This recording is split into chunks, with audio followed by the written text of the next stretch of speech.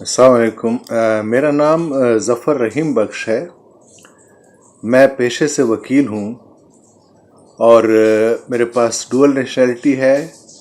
I am Pakistani and then due because of naturalization I came as immigrant to United States. तो 2007 में 7 के and में 8 के शुरू में मुझे जो है वो अमेरिकन नेशनैलिटी भी मिल गई थी। तो इस तरह से मैं Pakistani as well as American, ठीक है।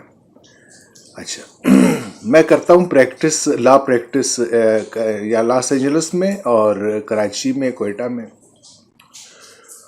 तो हमें गवर्नमेंट ऑफ पाकिस्तान की तरफ से एक फैसिलिटी है ओवरसीज़ आईडी की।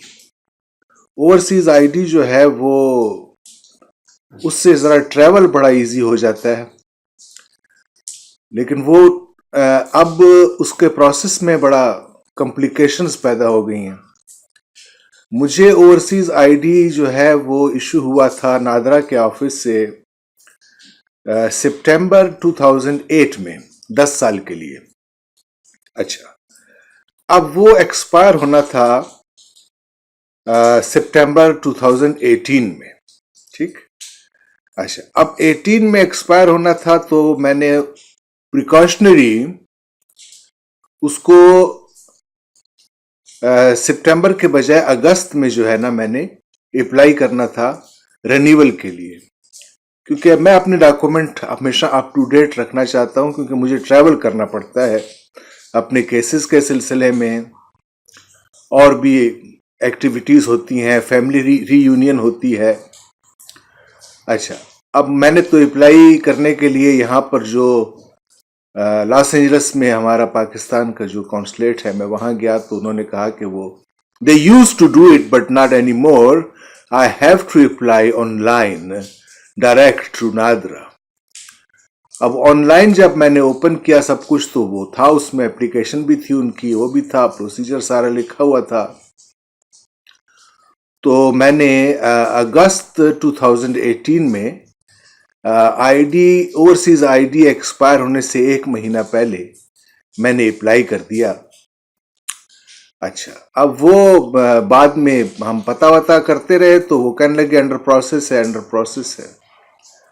जब बहुत ही टाइम हो गया, अब आप देखें सितंबर, अक्टूबर, नवंबर, दिसंबर, जनवरी, फरवरी, मार्च, अप्रैल, मई, this is the 9th month, I am still waiting for my ID and I am like waiting for my travel.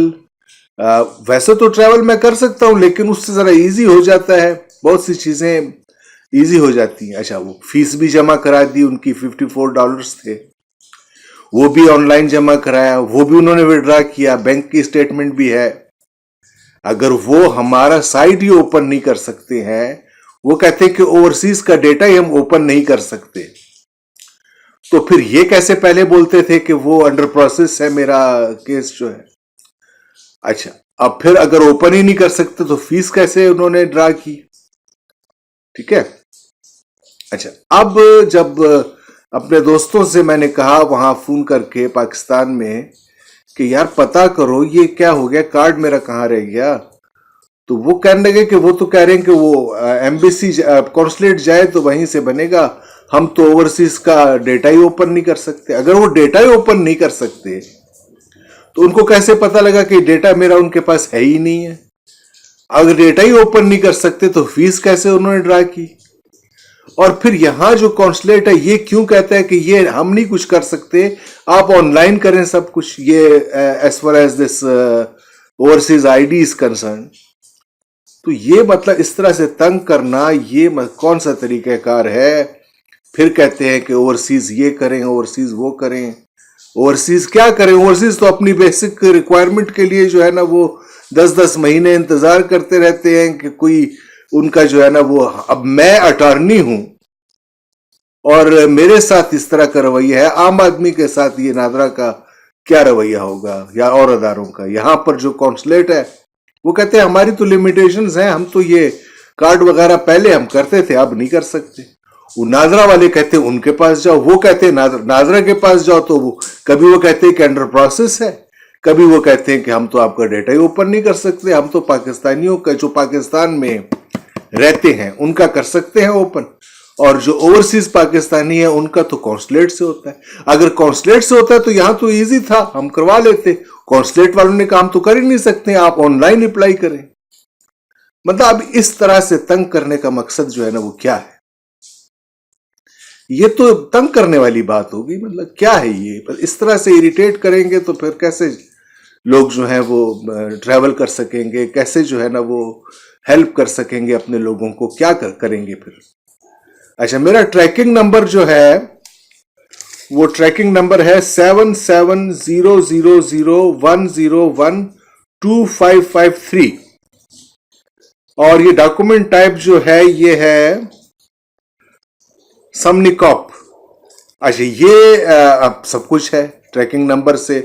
अच्छा, वो मुझे गाए बगाए जो है वो ईमेल भी, सॉरी, फेसबुक पे मैसेज भी करते रहते हैं कि वो प्रोसेस में है, आप जो है ना वो ये नंबर है, नंबर पर कॉल करो, तो कहते हैं कि वो अंडर प्रोसेस है। दूसरा कोई जाकर वहां से पता करता है तो वो कहते हैं हम तो ओपन ही नहीं कर सकते उनका डेटा, वो तो हमारे पास है ही नहीं।